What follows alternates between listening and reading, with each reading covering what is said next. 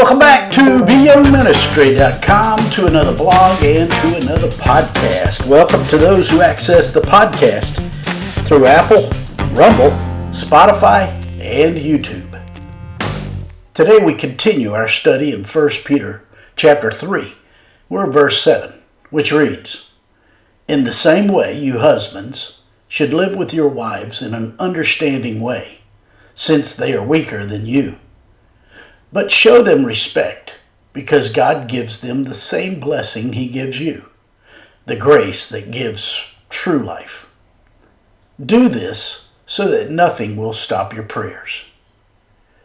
That's 1 Peter chapter 3 and verse 7. Today we return to our study of 1 Peter chapter 3, where the apostle is giving us teaching on how to benefit from the persecution that we sometimes encounter in this world. Today's verse is addressed to husbands and how we should relate to our wives. All the teaching given in this one verse is predicated upon the husband submitting to the Lord. When God's grace changes our heart, we no longer submit to Him out of fear. We submit to Him due to the impact of His grace and the impact that it has made upon us. We go from submission out of fear to submission out of love. Today's verse begins with "in the same way." Peter is saying that in the same way as wives are to embrace the culture of God by submitting to her husband, husbands should submit to God and the role that He has given him.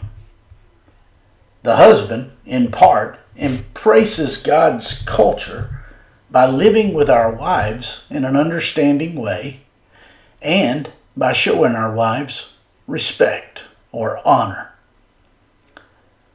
To live with our wives in an understanding way means to seek to know our wives in a godly way. God created both man and woman so that we would have a balanced view of who He is. God demonstrates His maleness through man as man yields his will to the commands of God. God also demonstrates His femaleness through the wife as she submits to God by submitting to her husband.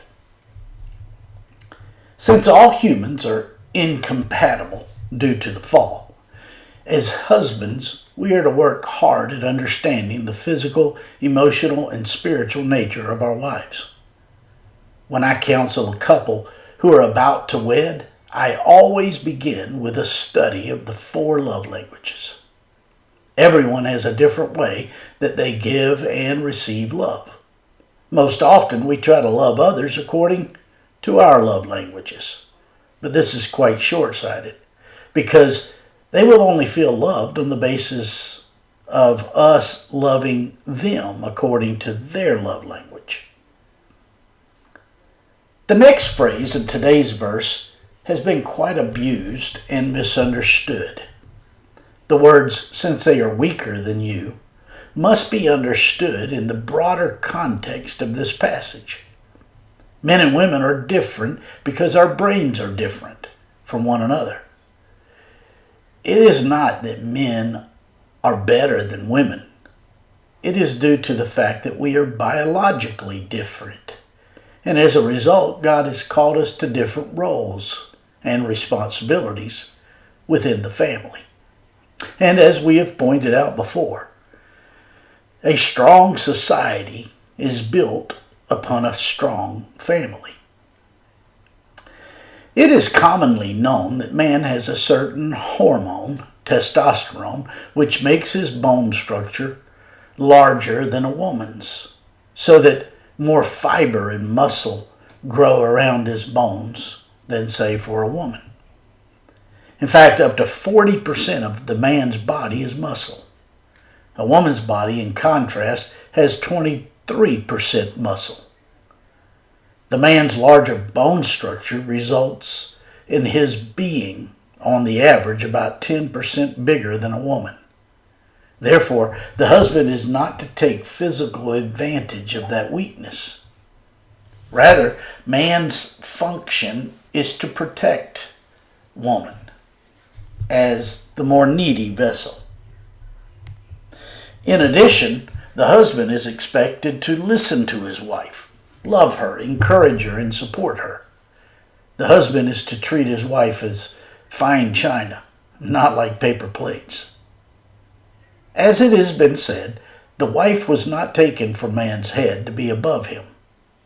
She was not taken from his feet to be walked upon by him, but she was taken from his side to be close to him, from under his arm to be protected by him, from near to his heart to be loved by him." End quote. The fact is, our wives do not want more things. They want more of us. They want more of our hearts. And when we are giving our hearts to the Lord and He gives us His heart, we will love our wives. And they will have no problem with the idea of submitting to us. The husband is to do all of this so that nothing will stop his prayer life. The key to loving our wives is that we are regularly communicating with God. As the husband gives his heart to God, he will be equipped with the heart of God to love his wife as he ought. When we are arguing with our wives, we will be hindered in our desire to pray or to talk with God. In fact, I always find it. When I work with a couple who is struggling in their relationship, the key to getting the relationship back on track is to get them to pray together. While they're not praying together, they will have problems. So, as we submit to God and are enabled to love our wives, we will fulfill our God-called duty as husbands to fulfill the role and the responsibilities that He has called us to. My friends, I trust this blog and this podcast are helping you in your walk with the Lord. If I can be of further assistance to you, shoot me an email at BYoungMinistry@gmail.com. Hey, have a great day.